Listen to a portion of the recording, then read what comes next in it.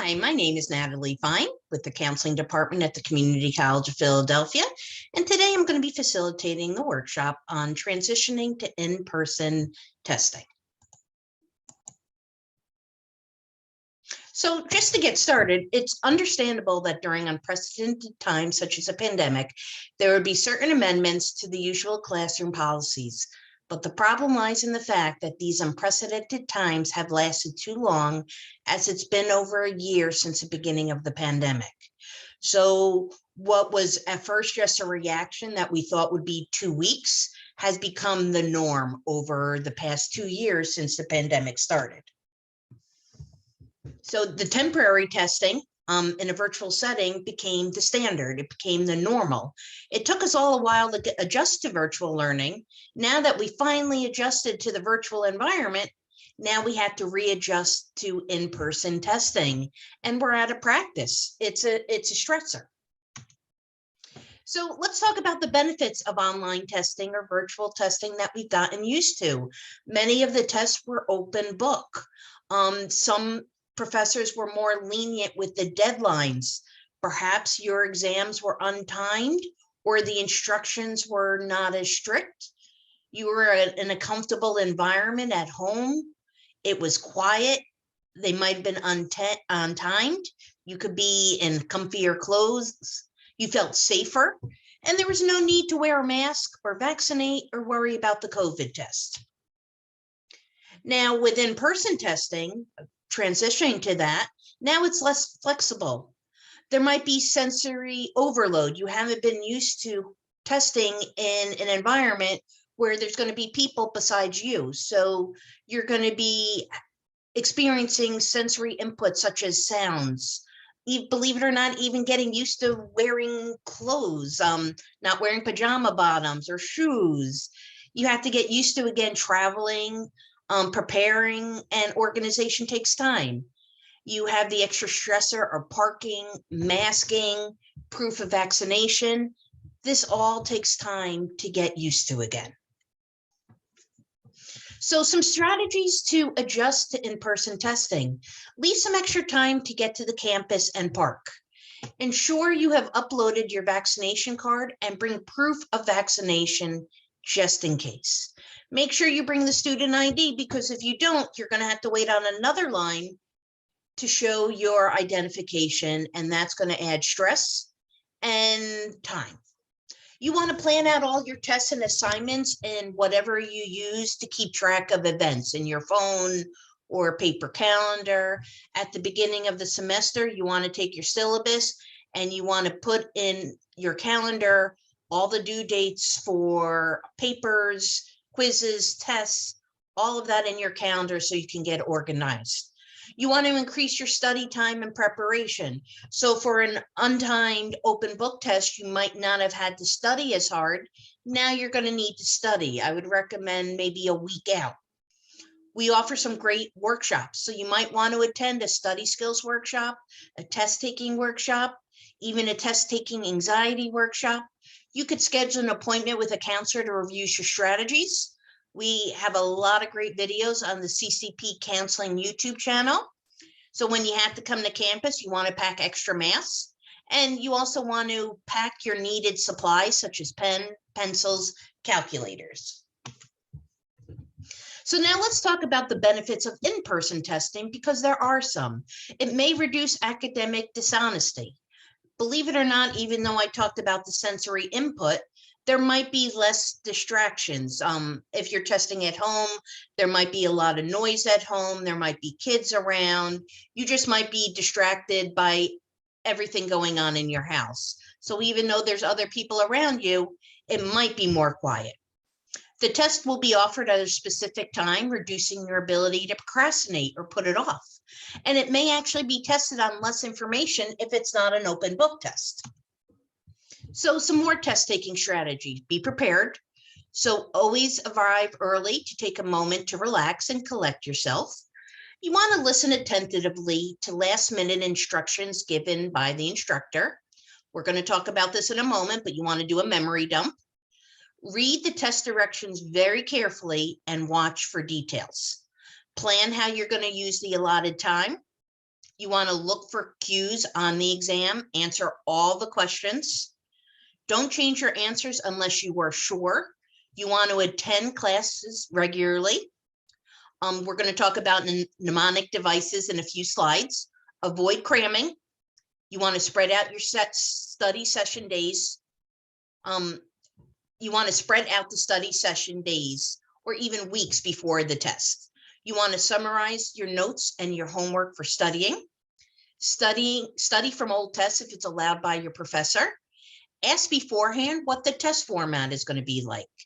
Form a study group, not just for the night before the exam, but one that meets throughout the whole semester.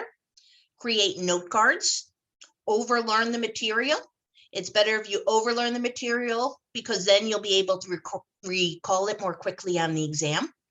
Study your outline before the test using only your summary of notes to study so that you're not reading all the material again.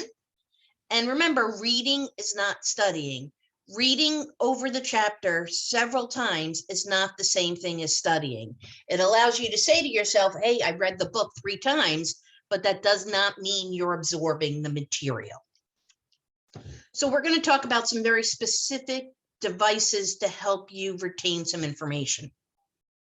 These are called mnemonic devices, and these are some of the strategies you can use. So there are rhymes. So you can rhyme something to better remember it. So for example, I before E except after C was an old one we learned as kids to help us remember how to spell things. Acronyms. The first letter of each word will help you remember it. So a popular one is SCUBA, self-contained underwater breathing apparatus. That might be hard to remember if you didn't break it up. Abbreviations. So for example, Federal Bureau of Investigations can be broken down to FBI. That's a tool that you can use to remember a long-winded definition or facts. An acrostic. So that's where you take the first letter of each word and it forms a sentence. So a popular one when I was in middle school was math, to remember the order of operations. Remember parentheses, please, exponents, etc. Please excuse my dear Aunt Sally. That's one I learned in middle school and I still remember it. Another one, which is a little bit more complicated, but can really help you remember more information. It's a mnemonic strategy where you remember lists where each item is associated in your imagination with a number. It's called the word peg. So for example, if the pegs are rhyming pairs, 1 is bun, 2 is shoe, the first item to be remembered would be associated with the bun, the second with the shoe.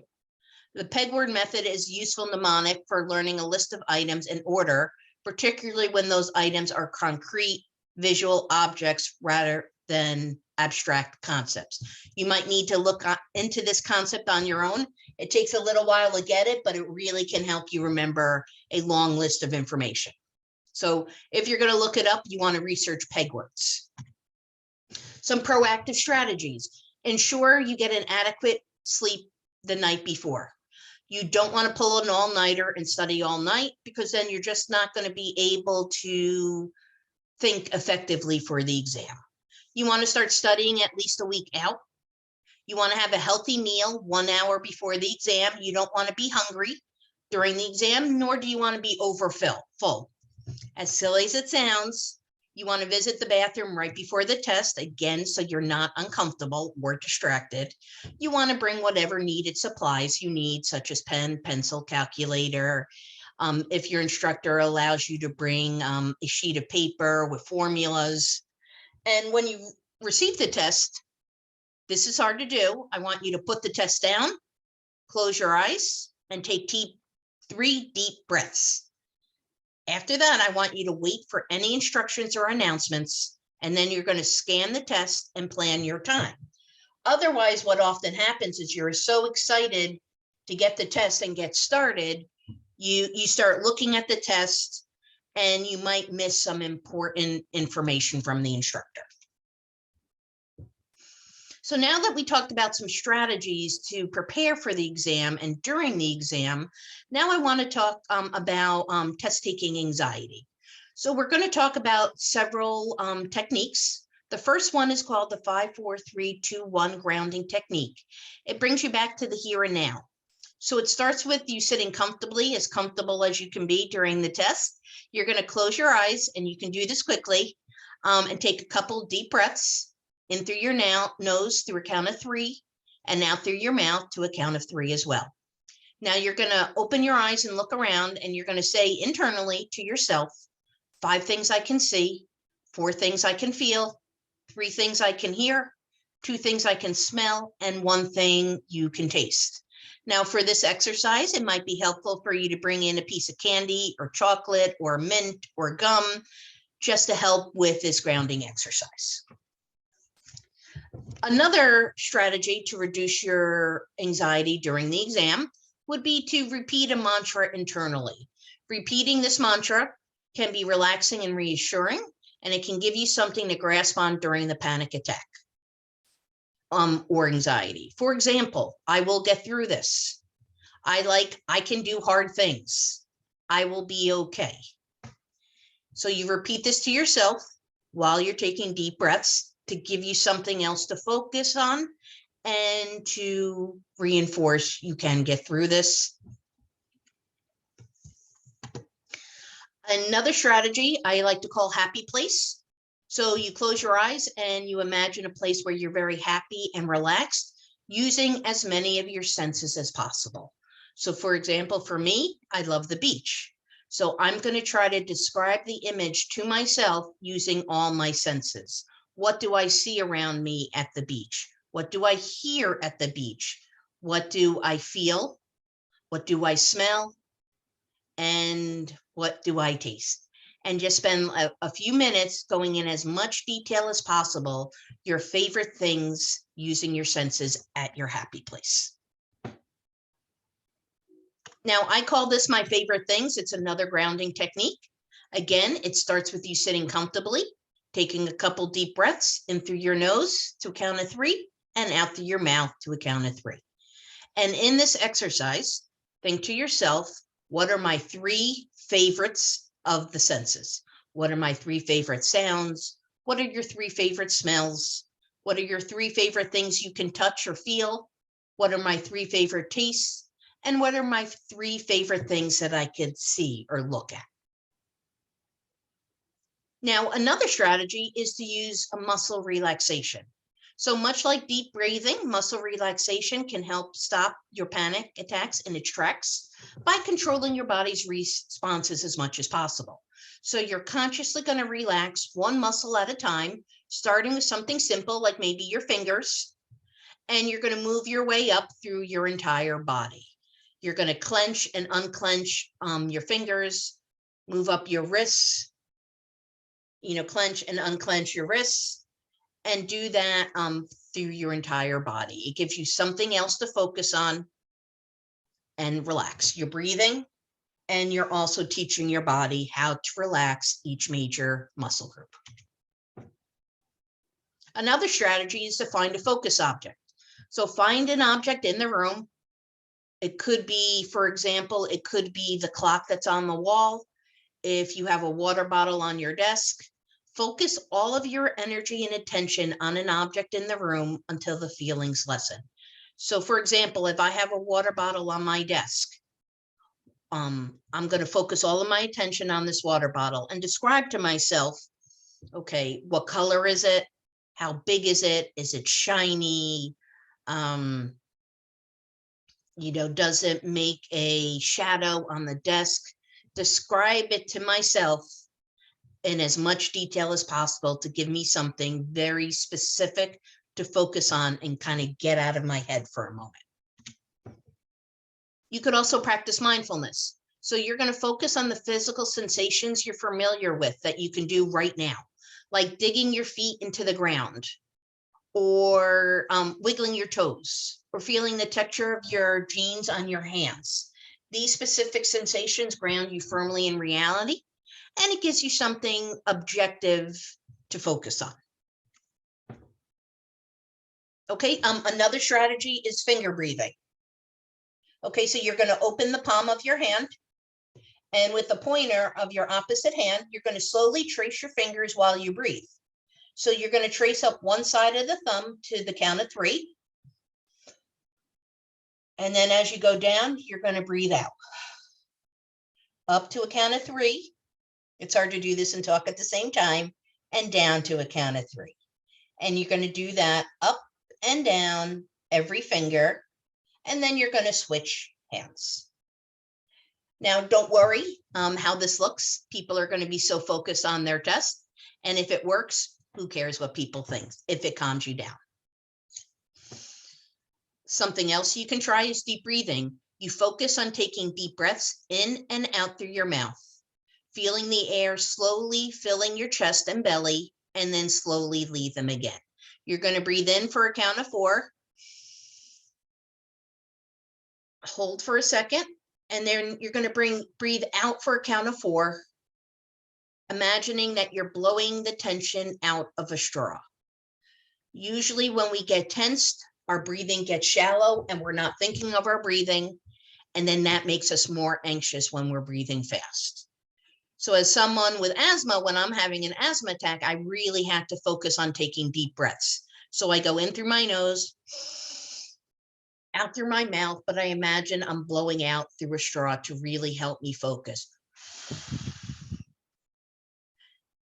And you focus on your breathing. And when you calm your breathing, you tend to calm your mind. Now, it might be a few breaths, but it does tend to work. Now, this is a new strategy I saw I'm pretty excited about. It's called the rainbow. So there's different distraction techniques you can use. You can distract yourself using sound. So you shift your attention to any sounds that you hear, and you try to list off 5 distinctive sounds in your environment. So if you're in a classroom, it might be the ticking of the clock. It might be your neighbor at their desk, the sound of their pencil scratching on the paper. It might be the person behind you snapping their gum. These are distraction techniques to give you a moment to get out of your head filled with anxiety. The distraction rainbow, this is a new technique I found with my research. So you try to think of a series of objects using the color of the rainbow as your guide. So what is something red, something orange? Continue all the way through the purple or violet. This exercise guides you through shifting your attention without much effort. And it uses a common mnemonic device for a GBIV. Now there's also a distraction technique using change. So you try to change your temperatures or surroundings in a physical way. And it's some way to get you out of your head that doesn't take a lot of brain power. So I would recommend wearing multiple layers to your test. So if you're feeling hot, you change your temperature in some way by reducing the layers of clothing or moving to a different room.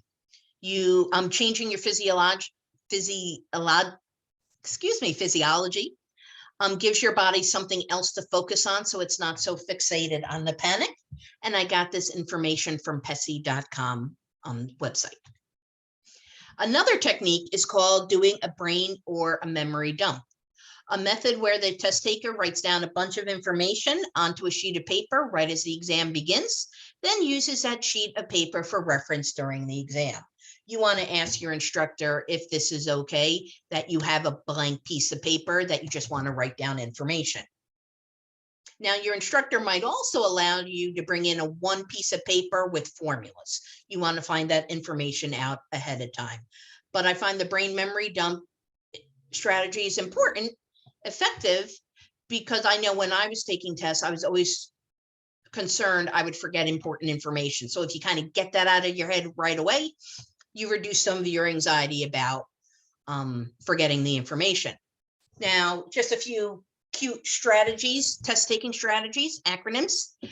There's the DETER test-taking strategy, where you want to read the directions, you want to examine the test, you want to plan your time, you want to do the easiest first, and then you want to review.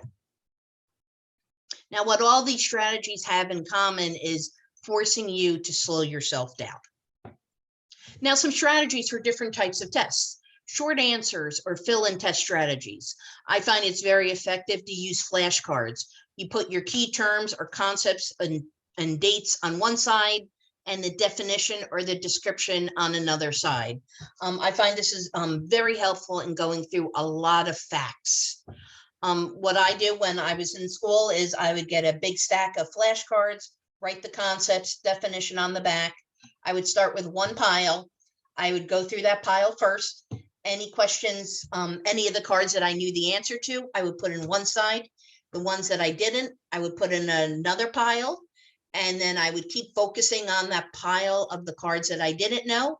And as time went on, the pile of the cards that I knew got bigger, and the pile of the cards that I didn't know got smaller. And it gave me something to focus on of what I knew I needed more help on or more review.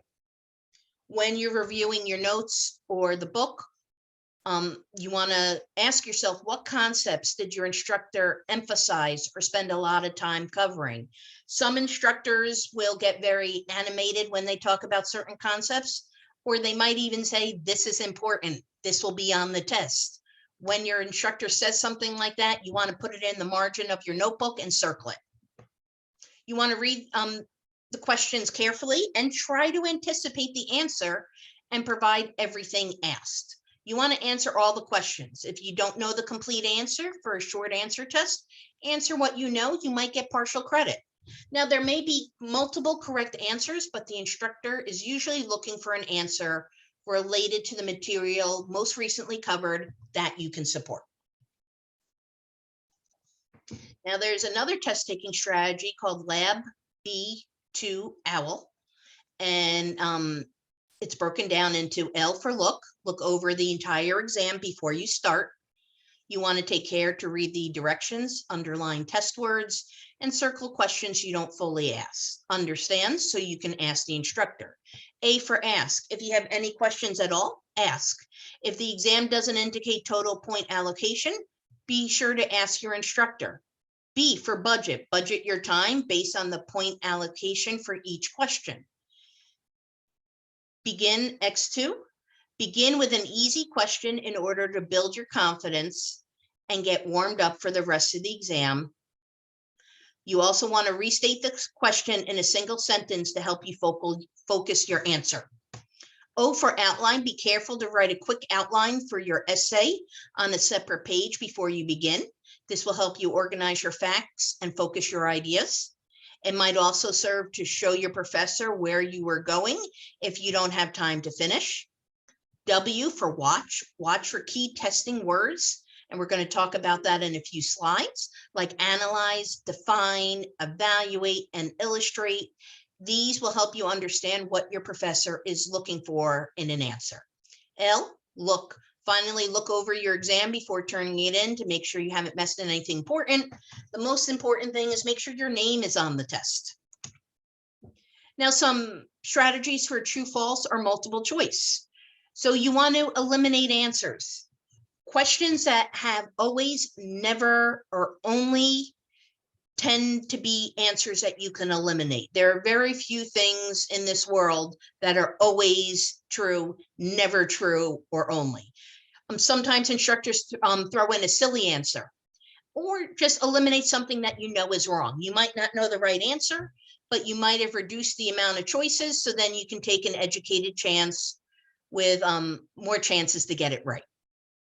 So negative, when it asks for a negative response, that's going to give you a clue. So if in the question you see the word not, least, except in the question, it's looking for a negative. As you read, you want to underline the words like not and always, since they change the meaning of the question. You want to read the questions very carefully and make sure you understand what the question is asking. You want to answer all. If you don't know an answer, make an educated guess. If you don't try, you're guaranteed to get a 0.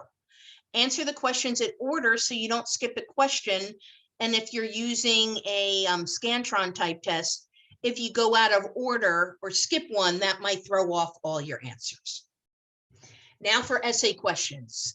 You want to read the directions very carefully, and you want to look for certain key instruction words that will give you a hint what the instructor is looking for. Analyze, list, compare, contrast, describe, explain. They're similar, but they're telling you exactly what they're looking for. You want to write an outline to get organized. You want to make sure your essay includes an introduction paragraph with an introductory statement. The first part of your essay will be the introduction, and it should begin by telling the reader specifically what topic your essay is addressing and the concepts that you'll cover in detail in each paragraph. So then you cover one concept in the first body paragraph, second, third, and so on, with a conclusion statement that just kind of summarize why you feel the way you do or why you wrote what you wrote. Another answer strategy to help you keep to slow down, KISS, keep it simple, student. You want to keep your answers as simple as possible, as long as they answer the question. Now there's the RTFQ test taking strategy. Again, slowing down, read the full question. Often you might answer what you think is the question, but you realize you missed an important one. So you want to read the full question. Now there's also the RACES essay question strategy. So when you're writing an essay, you want to restate the question. You want to answer it. You want to provide your answer. You want to cite evidence, explain the evidence, and summarize. So here are some critical words you want to look for the short answer or answer questions. So remember, your answer should be logical and supported by evidence. You're going to be looking for these words. These are critical questions. Analyze, evaluate, justify, critically evaluate, review, assess, discuss, and examination. These answers are going to be logical that you need to back up.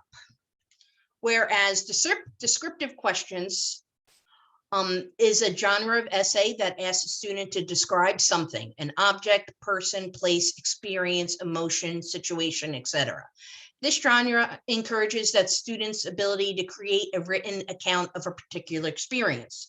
So you can tell it's a descriptive question when you see these words: define, demonstrate, describe, elaborate, explain, explore, identify, illustrate, outline, summarize, clarify, compare, or contrast.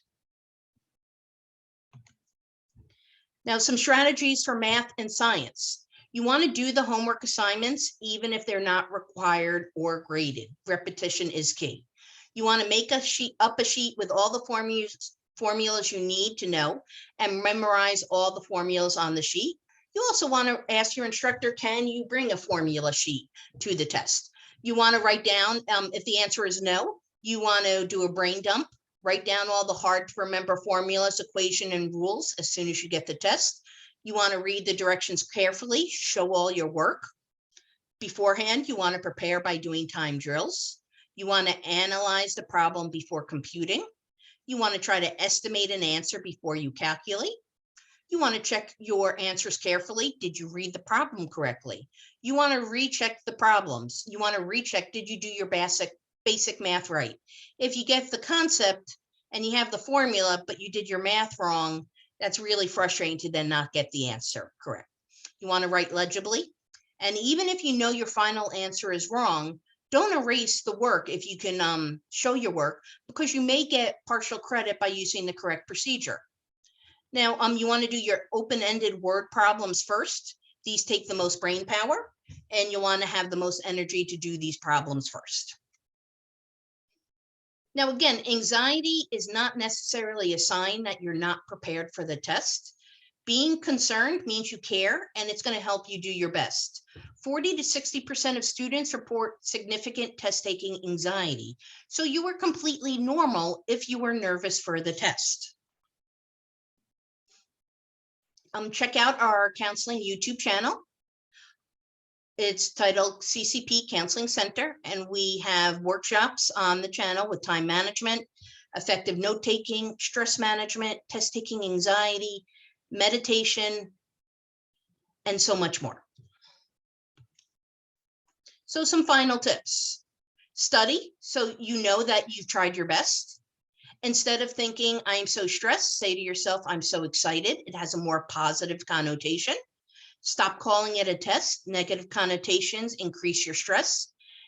Try instead, call the test feedback to let you know that you've learned, and what you need to focus on for the future. Don't worry if you finish first or last. Don't second guess yourself, and celebrate. If you're still struggling with transition to in-person testing, you can schedule an appointment by emailing counseling@ccp.edu.